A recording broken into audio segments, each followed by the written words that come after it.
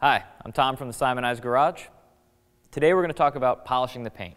This is an additional service that you can add to an express detail service line.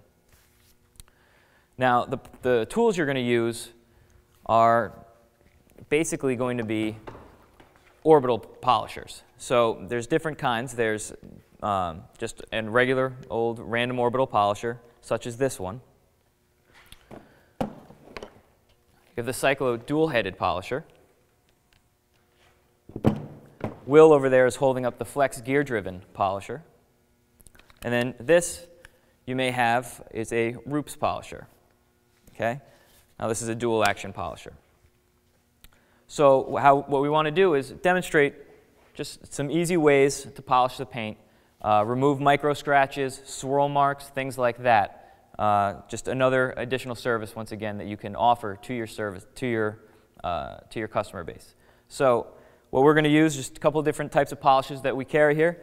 I'm going to use correction cream, which is a true light cut compound, but it also can be used as a polisher when used in this capacity, and not with a high-speed buffer, which also contains some wax and so on and so forth. Can be used as a one-step polish.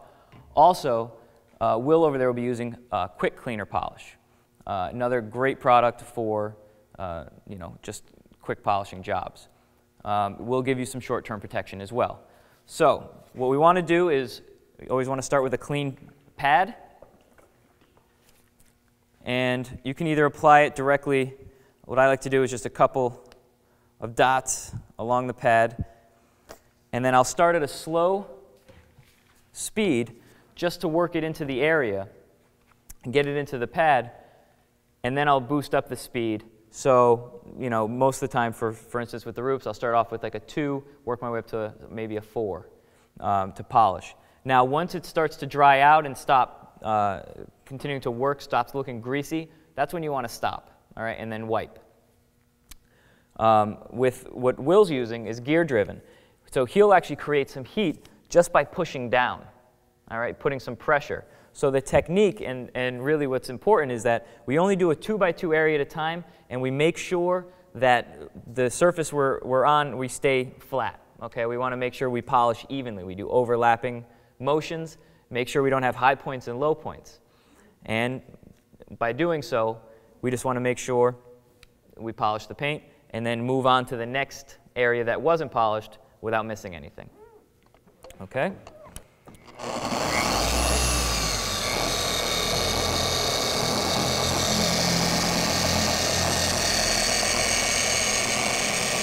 Now it's important when there's angles on the body panel that we move accordingly. We never want to hang out on a corner. All right? If you hang out on a corner, you're going to create too much heat, potentially damaging the paint. So we would actually try to come off and move with the body. All right? If this is a hard edge like here, for instance, I'd actually come off this way and then come up this way. Just like that. But in these areas, come forward.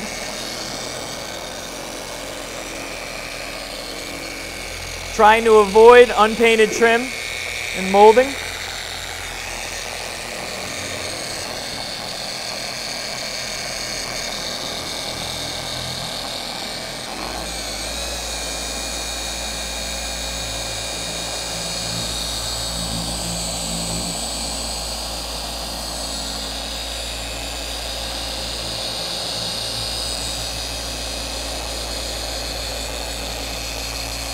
Nice, slow, steady movements. Once again, only working until the product allows.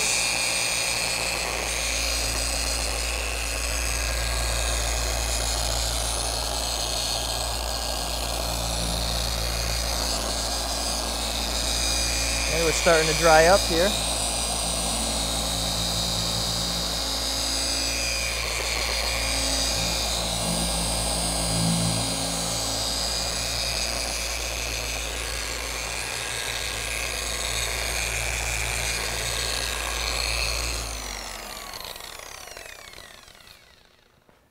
Just wipe, check our work.